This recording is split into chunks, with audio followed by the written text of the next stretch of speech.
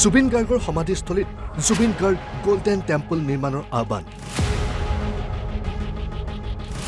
50 বিঘা ভূমিত জুবিন গাৰ্গৰ সমাধি ক্ষেত্ৰ নিৰ্মাণৰ বাবে ৰাজ্যিক কেবিনেটত সিদ্ধান্ত গ্ৰহণৰ আহ্বান মুখ্যমন্ত্ৰীলৈ বুলি পত্ৰ লিখি অনুৰোধ বিধায়ক অতুল বৰাৰ দিছপুৰ সমষ্টিৰ বিধায়ক অতুল বৰাই বুধবাৰে মুখ্যমন্ত্ৰীলৈ বুলি লিখিলে এখন বিশেষ পত্ৰযোগে শীঘ্ৰে জুবিন গাৰ্গৰ সমাধিস্থলীত গোল্ডেন টেম্পল শীঘ্ৰে নিৰ্মাণৰ বাবে ৰাজ্যিক কেবিনেটত সিদ্ধান্ত গ্ৰহণৰ বাবে আহ্বান জনায় সাহসীয় দলৰ বিধায়কগৰাকীয়ে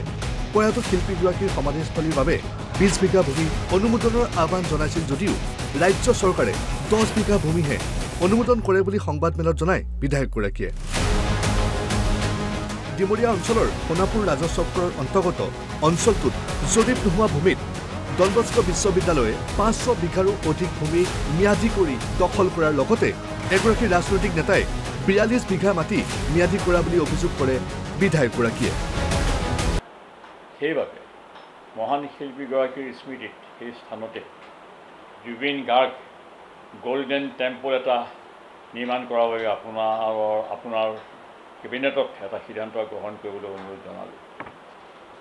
যিখিনি চৰকাৰে দিব পাৰে সেইখিনি চৰকাৰে দিয়ক বাকীখিনি ৰাইজৰ দান বৰঙণিৰে তাত জুবিন গাৰ্গ গোল্ডেন টেম্পল নিৰ্মাণ কৰাৰ বাবে যিমান পাৰি সোনকালে আঁচনি এখনৰ প্ৰয়োজন হৈছে ডিমৰীয়া অঞ্চলত সোণাপুৰ ৰাজচক্ৰৰ অন্তৰ্গত বহু অঞ্চলৰ এতিয়াও ভূমিৰ জৰীপ হোৱা নাই নন কেডেষ্ট্ৰাল হৈ আছে ডন বস্কো বিশ্ববিদ্যালয়ে শ বিঘা মাটি কেনেকৈ ম্যাদী কৰিলে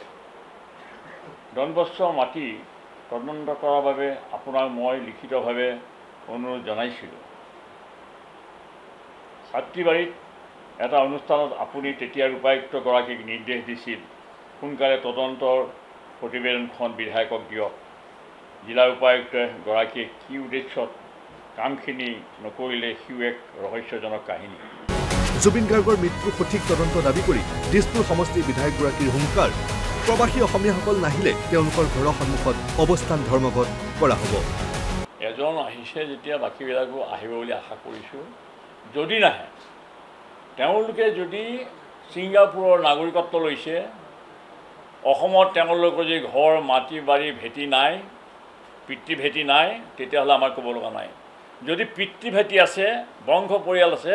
সেইসমূহৰ ঘৰ দুৱাৰৰ চাৰিওফালে ৰাইজে অৱস্থান ধৰ্মঘট কৰিব লাগিব